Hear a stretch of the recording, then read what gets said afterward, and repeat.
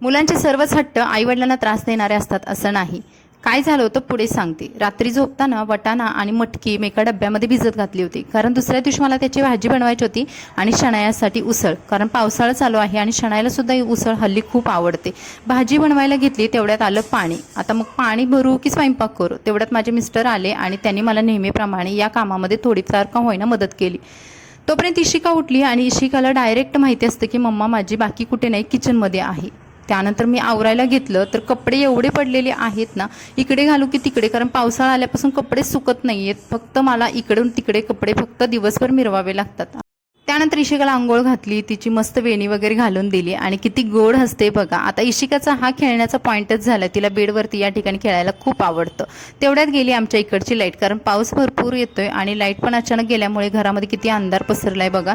त्यानंतर शणायासाठी मी नाश्ता वगैरे रेडी केला, ज्याच्यामध्ये थोडेफार ड्रायफ्रुट्स होते, जसं की बदाम, सूर्यफुलाच्या बिया, काही खजूर आणि मटकीची उसळ आणि 1 वाटी दूध.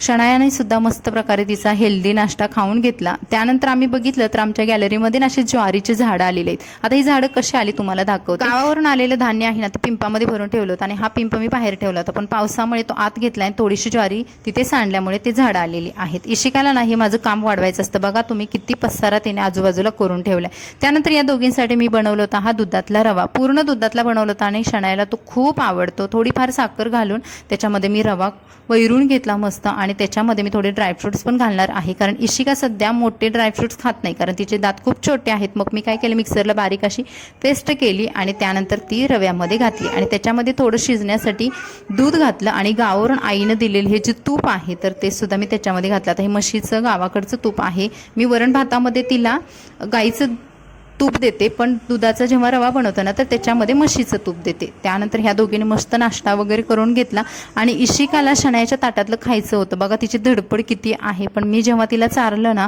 तेव्हा ती खूप खुश झाली आणि ती आनंदाने अक्षरशः नाचू लागली. इशिकाच्या जेव्हा पोटामध्ये जेव्हा जातं ना तेव्हा तिला काय होतं समजत नाही, एवढी एनर्जी कुठून येते, ती अक्षरशः डान्सच करायला लागते. बघाल तुम्ही. त्यानंतर माझे आले मिस्टर. त्यांनी येताना हा प्राणी नवीन आमच्या घरामध्ये आणला होता, तर ही होती गोगलगाय. पावसामुळे ना ती त्या रेनकोटवर बरोबर आली होती आणि मी म्हणत होते की शणायाला आपण पॅसेजमध्ये सोडू, ती व्यवस्थित जाईल, पण शणायाने हट्ट धरला होती की नाही, तिला खाली जाऊन गार्डनमध्ये सोडायचं आहे. त्यामुळे तिच्या हट्टापायी मग मी इकडे ती गोगलगायला घेऊन आली. बाहेर बारीक सुद्धा पाऊस पडत होता, पण छत्री पण मला घेता आली नाही, कारण इशिका माझ्यासोबत होती आणि शणायाने तिला गार्डनमध्ये सोडून दिलं. तर अशा पद्धतीने हा होता आजचा ब्लॉग आणि हा होता शणायाचा हट्ट. चला भेटू नवीन ब्लॉगमध्ये. Like, subscribe. Bye bye.